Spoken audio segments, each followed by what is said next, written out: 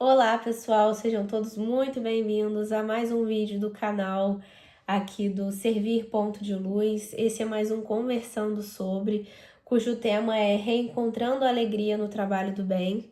Eu sou Melissa Carizio, eu sou espírita há 32 anos, eu tenho 32 anos de idade. Atualmente moro em Barcelona, mas sempre que sou convidada para participar do canal, venho com imensa alegria aqui conversar com vocês. De antemão, já peço para vocês desculpas, porque eu peguei uma gripe, eu tô com esse ouvido tapado, então se eu sair com uma voz nasalada um pouco diferente, esse é o motivo. E lembrar de vocês pegarem a água fluida, né? Um copo com água, uma garrafa que vocês vão bebendo ao longo do tempo, a minha tá até ali, para que os nossos irmãos superiores, os nossos amigos que nos acompanham desde a espiritualidade, possam enchê-la de fluidos purificadores, renovadores, de bom ânimo, para nos ajudar nas nossas lutas diárias. Bom, vamos lá. No Espiritismo, o que é trabalho? Trabalho é toda ocupação útil. Ou seja, os seus afazeres dentro de casa, estar em contato com o irmão, um trabalho voluntário, nosso trabalho material, né?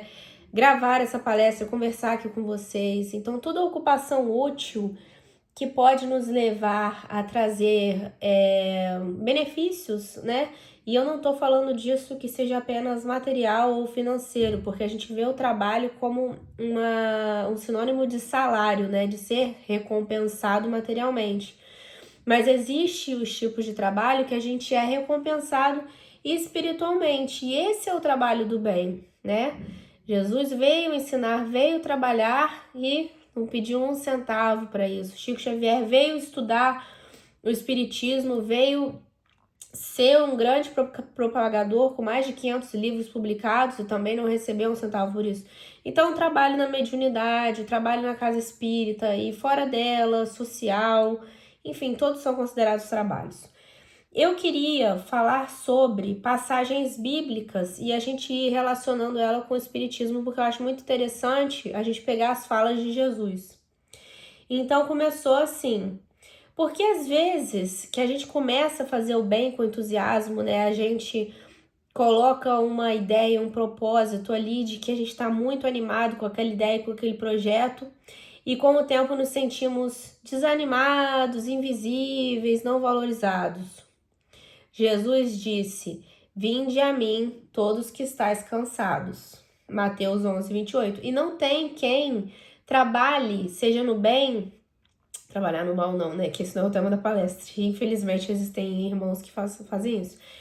Mas não existe gente que trabalha no bem que não seja recompensado. Uma hora vai ser. Pode não ser aqui na Terra, mas uma hora vai ser recompensado. São os bônus olhos que a gente diz, né?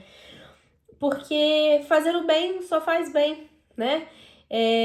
Então a gente às vezes fica cansado da rotina, ou fica cansado que a gente queria ter um cargo diferente, ou que a gente queria ser promovido, ou ter mais visibilidade, ou que alguém nos desse parabéns, falasse, nossa, seu trabalho foi muito bom. E às vezes a gente espera esse reconhecimento, mas tudo isso é egóico. Então a gente vai a Jesus cansado pedir esse bom ânimo, né?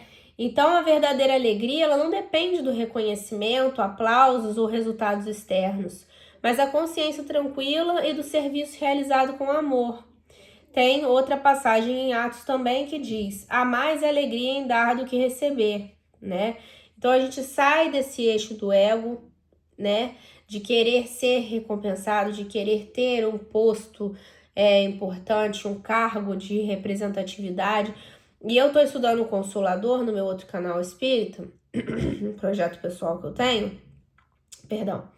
E uma das questões, a gente falando sobre sociologia e o espiritismo, fala sobre os cargos públicos, né? Se as pessoas elas terão responsabilidades. Eu tô até com um livro aqui, talvez eu ache a pergunta. Ó, achei rápido, pra gente não atrapalhar a nossa gravação. O homem que guarda responsabilidades nos cargos públicos da terra responde no plano espiritual pelas ordens que cumpre e faz cumprir.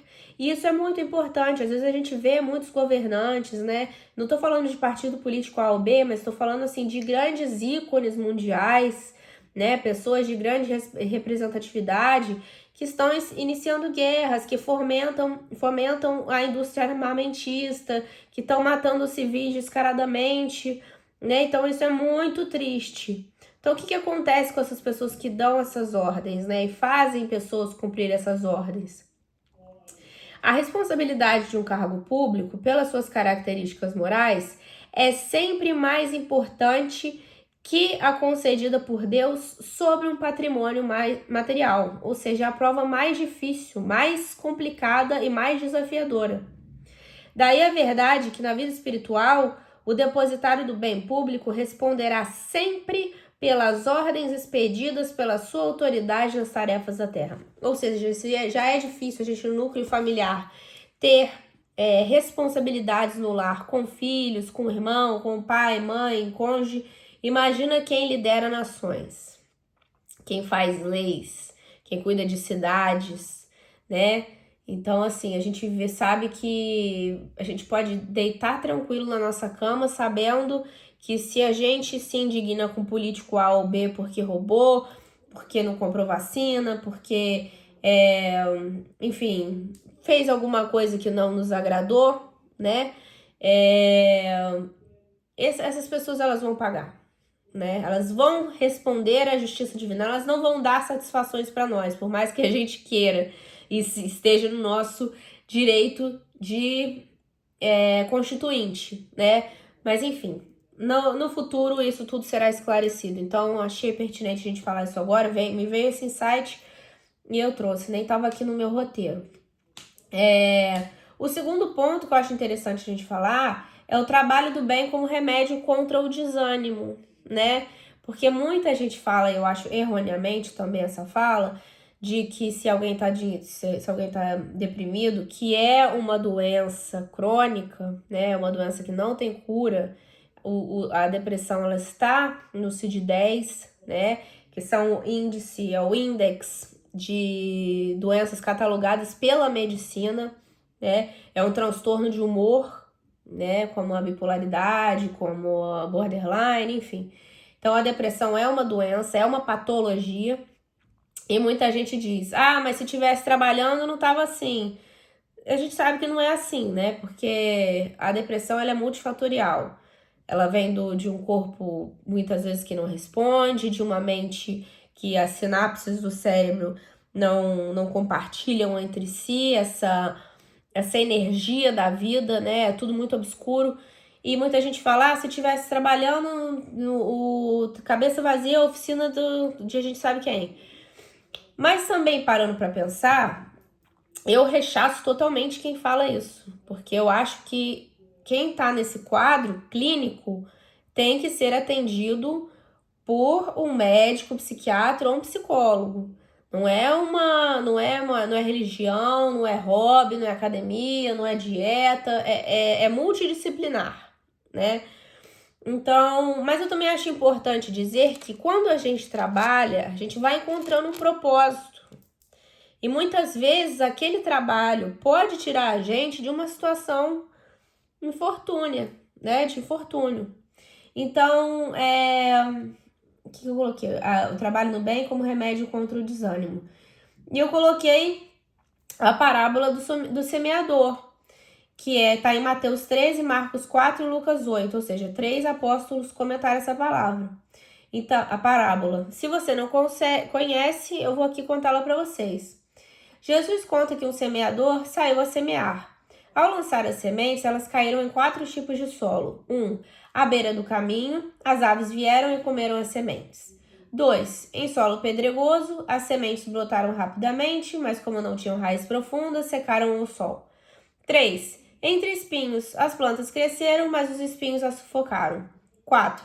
Em terra boa, a semente cresceu, frutificou e produziu em abundância a 30, 60 e até 100 por 1. Isso, gente, eu peguei as passagens da Bíblia, mas eu fui colocando com as minhas palavras. Eu não queria ficar lendo trecho por trecho, porque aí essa live teria 890 horas e a gente não ia sair daqui nunca. Então, qual que é o significado desse simbolismo, né? Por que Jesus falava por parábolas? Porque ele falava para as pessoas mais humildes, né? Da camada mais de vulnerabilidade social, né? Para pescadores, para mulheres da prostituição, para doentes que eram renegados. Então ele usava de uma linguagem mais acessível, né? Para dar essa como se diz? Agora eu esqueci. Para dar essa moral, né? No final tem um ensinamento de moral. Então, o que é a semente? Seria a palavra de Deus, né? O ensinamento espiritual. O solo seria o coração das pessoas. Então, à beira do caminho são os que ouvem, mas não compreendem, não se interessam, a mensagem não permanece. O solo pedregoso recebem com entusiasmo, mas desanimam diante das dificuldades. Entre espinhos, a mensagem é sufocada pelas preocupações, ambições e distrações do mundo. E a terra boa são os que ouvem, compreendem e colocam em prática, produzindo frutos. Então, assim, falar, gente, é muito fácil. Eu acho que aqui a gente não tá na beira do caminho, que a gente não ouve e não se interessa. Porque se a gente tá aqui hoje, a gente tá interessado em ouvir a palavra de Deus. Mas eu acho que a gente também muitas vezes está nesse solo pedregoso, que a gente recebe com entusiasmo, mas desanima diante das dificuldades. E muitas vezes aquele projeto que a gente tem acaba morrendo. Então, nem toda semente germina, mas é dever do semeador semear. A alegria está na fidelidade ao bem, não no controle dos resultados. Foi o que eu coloquei aqui. Então, muitas vezes a gente também pode até ser mentor de outras pessoas, né? Estar treinando alguém, passando essa mensagem para alguém. E a gente esperava um pouco mais de reconhecimento, né? Como a gente comentou, mas não desanimar com os resultados, porque a gente tem um tempo limitado aqui na Terra. Então, todo projeto que a gente puder colocar em prática, coloquem. Aprender uma nova língua, estudar um instrumento musical, participar de um clube de leitura, né? Aprender a correr, que agora todo mundo é corredor. Aqui na Espanha está uma febre, está uma loucura. Então, aprender a correr, né? Encontrar um jogo que você pode compartilhar com seus amigos, né? Um jogo de tabuleiro, um jogo na internet que você possa estender sua rede social, né? Tirar uma certificação, começar uma faculdade nova, por que não?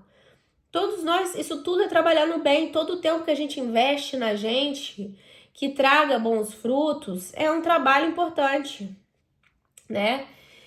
Outro ponto que eu coloquei aqui foi Jesus como modelo na alegria de servir. Jesus veio trabalhar e ele, com o último prego que levou a martelada, ficou muito emocionado com isso, não desanimou na alegria de servir, porque ele ainda pediu perdão para Deus, dizendo que nós não sabíamos o que fazíamos. Então, nem ele que tinha todos os motivos para nos abandonar, e não faria jamais, porque é o ser mais perfeito de luz, superior de todos, continuou em meio a todos os solos que ele plantou, né, aos pedregulhos, às terras revoltas, aos corações em desalinho, em raiva, em incompreensão, e continuou o seu trabalho. Então, Jesus como modelo na alegria de servir. Ele, mesmo diante da incompreensão, da perseguição e da traição, ele continuou servindo. Nós temos a passagem do lava-pés, que está em João 13. Durante a última ceia com os discípulos. Jesus levanta-se da mesa, tira o manto, coloca uma toalha na cintura, derrama água numa bacia, começa a lavar os pés dos discípulos. Naquele tempo, lavar os pés era tarefa de servos, pois as pessoas caminhavam por estradas empoeiradas. Quando chega a vez de Pedro, ele resiste. Senhor, tu me lavas os pés a mim? Jesus responde que ele ainda não compreendia o que estava sendo feito. Depois de lavar os pés de todos, Jesus diz: se eu, sendo Senhor e Mestre, vos lavei os pés, também vós deveis lavar os pés uns dos outros. Então aqui o Mestre, né, sendo guia, sendo um ser de luz superior, sendo o nosso melhor amigo, o Filho de Deus, ajoelhou para servir. Quem somos nós para recusarmos trabalho? Né? Então, a alegria espiritual nasce da humildade. É muito importante a gente ter essa humildade. É importante a gente ter, não acho que ambição é a palavra, mas acho que é importante a gente ter um projeto, a gente concretizar, criar métodos, né, para poder concretizar eles, pedir opiniões, fazer pesquisa, né, fazer parte de uma comunidade, enfim, estar em contato com outras pessoas, com animais, né? Meu pai fazia trabalho com pessoas de situação de rua, também era um trabalho muito interessante. Então, assim, não faltam oportunidades para a gente servir. Mas lembrando sempre que eu acho que o mais importante, que a gente falou na live toda, seria da nossa humildade interior. Se Jesus deu o exemplo da humildade, que a gente também tenha. Que a gente esqueça os pensamentos. Esquece. Eu tenho estudado muito sobre uns tipos de psicologia que é assim, eu tô tendo um pensamento ruim. Só pare de ter. Corte aquele pensamento e mude para outro, porque pensamentos não são fatos, né? Eles se tornam fatos se a gente continuar alimentando eles. E a gente sabe que tudo começa pelo pensamento. Então não desanimemos, não escutemos comentários que sejam improfícuos, não esperemos reconhecimento, façamos as coisas de coração aberto, porque a gente vai ver a verdadeira transformação, né? E para finalizar, eu acho que a alegria é consequência da coerência, né? O espírita reencontra a alegria quando vive o que estuda, né? E nós estudamos, nós temos que estudar muito, né? Só de obras de Chico Xavier são 500, não tô falando só de obras básicas, nem sistematizado, nem de estudo de mediunidade, não, são romances, são esse livro incrível que eu estou lendo. Então, assim, vive o que estuda, pratica o que aprende e transforma a teoria em ação.